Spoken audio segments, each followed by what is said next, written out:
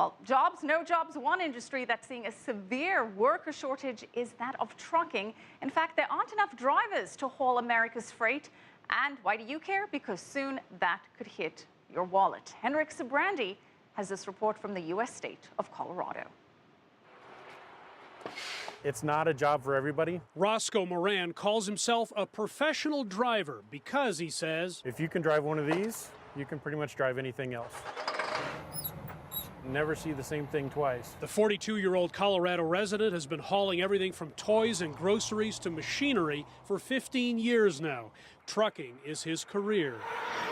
It's never going to be replaced by a computer or a machine. If I can do it well, I can do it forever. The problem is there are not enough Roscoe Morans out here on America's highways. Trucking companies are finding it very difficult to hire qualified drivers.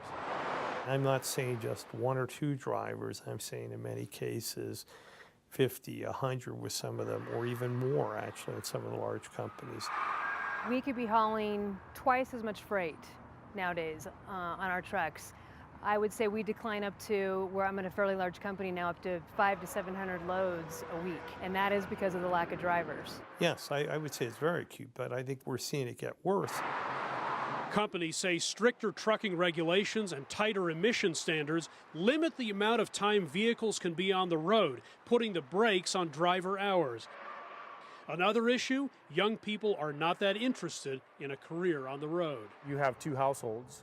You have the house here that you're taking with you everywhere, and then you go home and there's still bills. There's bills on the truck, there's bills at home. And those bills are hard to pay, many in the industry say, when the average yearly wage for a long-haul trucker is just below $50,000.